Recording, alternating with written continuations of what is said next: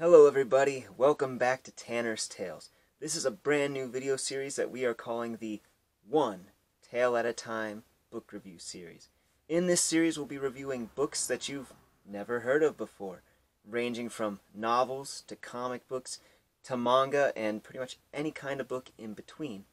All of these books have been written and created by small artists and local authors, and they're just trying to get their stories out there, and we here at Tanner's Tales support that mission wholeheartedly, and we want to give them the spotlight that they deserve. So in doing this book review, we are hoping to really shine a light on these artists and creators as well as their stories, and we are going to break each review into 3 different parts. Each part will get a score out of 5 possible points. The first part is going to be story, how well the story flows together, its concepts, the character development, the plot, all of that stuff will be in the story category. The second category will be for the art of the book, how well we think the art looks for the book and just how we like it in general. And the third part will be for the originality, how original is the concept behind the book in its own genre series, and basically how that all goes together. And at the end we will take all 3 parts and combine them into one score, which we are calling the Tanner score, and it is out of 15 possible points. And that is going to be how we are doing this book review series. Without further ado, I'm excited to announce the very first book that we are going to review in One Tale at a Time, and that is from one of our very own fans, Frae Official, and we are reviewing his book Endlocke, Vol.1, Evil Deeds. So without further ado, let's get started.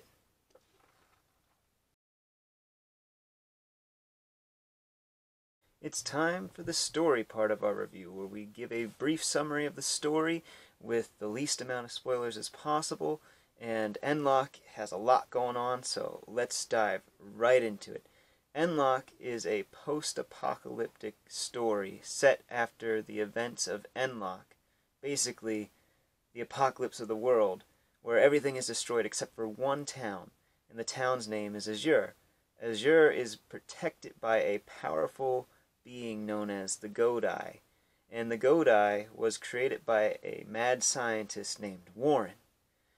This Godai is basically held captive to provide the town protection and unlimited water, but she wants to be free and see the world. Her name is Void. So she escapes, and as she escapes, she is confronted by Warren and a group of the mayor's men. And during this encounter, she unleashes her full power and causes an event called Deadeye Eve, which causes mass destruction. During this event, she is apprehended and suffers an injury that causes her to lose her memories and become a weakened version of herself named Violet. After these events, Warren the scientist loses esteem with the mayor, and his wife is taken from him to create another Godai to take the place of the now weakened Godai, Violet. And Warren takes Violet as his wife into his home, where he comes up with an experiment to harness the power of the Godai to take back what he has lost. As time passes, Azure's infrastructure starts to fail, and the inhabitants become restless. During the unrest, a prisoner who's not yet named escapes from prison, and Mayor Verosa sends his 2 top mercenaries after him. These 2 mercenaries are Melody and Brody, partners in crime and in life. They are sent to capture the prisoner because he might have connections to the outside world. Ooh. And on this quest to capture the prisoner, Melody and Brody stumble into a bar and encounter a mob boss named Frankie, who used to have power and influence in the town of Azure, but now has little to none left. As they encounter Frankie in the bar, they try to interrogate him, but he does not comply, and a battle ensues. Frankie just barely escapes with his life, and unaware to him as this is going on, the other members of his gang plant a bomb in the mayor's office to gain back their power and influence, and the bomb explodes. The bombing catches Mayor Verosa by surprise, and not knowing who caused the explosion, they blame Warren, and because Warren is blamed, that puts him in danger of being eliminated by the mayor and his men, and that leaves him with little time to finish his experiment to extract the power from the Godai. Meanwhile, Violet is starting to regain her memories, and Void appears before her, and they get into a fight to gain control over the body. Wanting to be free, Violet tries to make an escape and is aided by Doc, a mercenary turned doctor who runs an underground hospital, who just so happens to be Warren's assistant in this experiment. To find out what happens next and how all these characters' stories merge together, you're just going to have to read Endlocke for yourself. This concludes our brief summary. Now it's time to give the story a score. Overall, the story flows really well together. There are a lot of characters being introduced, and it does jump around between them a good bit, as well as jumping from past to present, and that can be a little off-putting for some. Other than that, for it being a very first volume, it does character introductions very well, giving us an idea of who the characters are, where they came from, and even where they're going. So overall, all the elements that make a good story are present in Endlocke, and with that being said, I'm going to give it a score of 4 out of 5.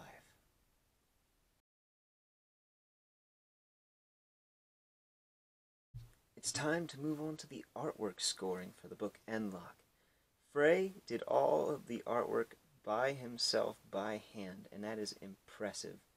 The thick comic style lines really complement it very well for it being in the black and white manga format.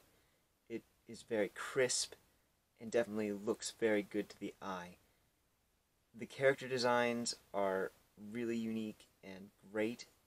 He spends a lot of attention to detail, and it really comes off in his artwork.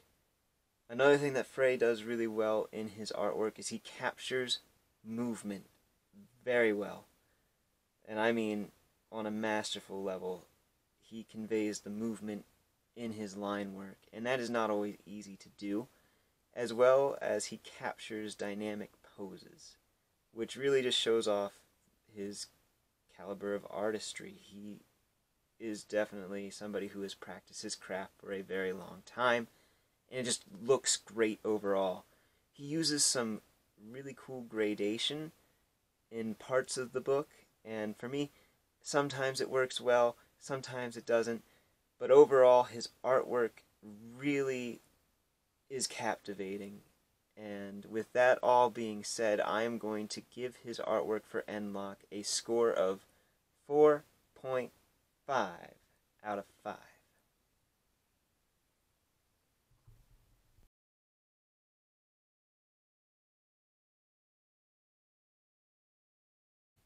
And now it's time to give Endlocke a score for its originality. The sci-fi, fantasy, post-apocalyptic / dystopian future is becoming more and more popular here, and with that being said, Endlocke definitely has its own place within the genre. There are a lot of things that make this story unique and original in its own right, ranging from the artwork and the story to other little things like the concepts that are within the story. Frae creates a world where modern-day problems are painted in a new light.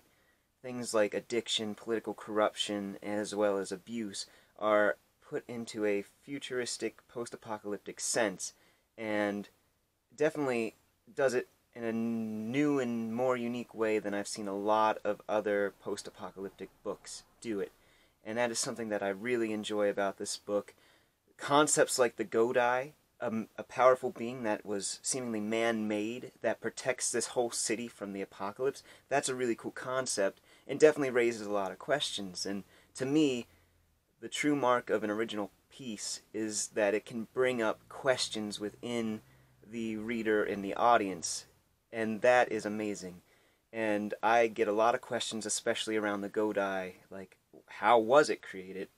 What's the connection between Violet and Void, because they're seemingly two different beings that share one body, and just how does this affect the future of the story going forward? Just so many questions, and it's not just from the Godai, but other elements within the story itself too. And that definitely just makes the story more original. I enjoy it very much. I think it's original through and through, so my final score for its originality is a 5 out of 5.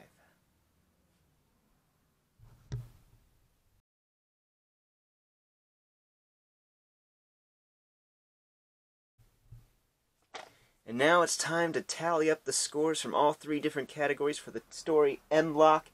We have the story category, which received a 4 out of 5. The art received a 4.5 out of 5. And the originality score was 5 out of 5. And we bring them together, it makes a whopping 13.5 out of 15 points on the Tanner scale. That is a really solid first entry in the series. If you guys are interested in reading Endlocke for yourself, you can find it on Frae Official's website, which is fraeofficial.com. If you want to know more about the author and artist, you can check him out on social media, and he's titled at Frae Official on Instagram, and he's Frae Official pretty much on every other platform, so go check him out there. His website has a lot of different content that's not just his books. He does fan art and commissions. You guys can go snag yourself a custom commission like I did with this one, a Pencil Man here. This is just a chibi. It's one of the cheapest commissions that he does, but he puts so much time and effort into his art, and all of his art is professional. So I definitely recommend that you go check him out, give him a follow, buy the book. You can get it both digitally and physically. Right now he has digital in stock. It's always in stock because it's digital. But his physical copies are out of stock until March. So if you want to snag a physical copy from Frae, you might have to wait a little bit, but trust me, if you're like me and you like to have the physical copy, definitely worth having. And plus he signs it for you, so that's pretty cool.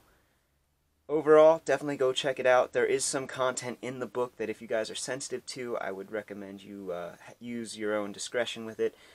Violence, sexual content.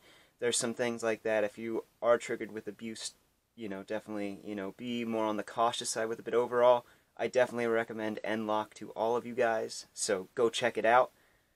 And I will link all of Frae Official's information in the bio. Other than that, this has been the first episode of One Tale at a Time. If you are an upcoming artist or author and you guys would like your book to be featured on the show, feel free to DM me on any of my social media platforms. Message me at Tanner's Tales Entertainment on Instagram and Tanner's Tales Entertainment on all other social media platforms. Definitely reach out to me. We can see what we can do to get your book on the show. And if you like this video, please support the content by giving me a thumbs up, comment your thoughts on the review, maybe what you like about it. If you've read the book, definitely tell us your thoughts in the comment. And until next video, this has been Tanner, and thank you for tuning into Tanner's Tales' newest video series, One Tale at a Time, and I hope you guys enjoyed this video.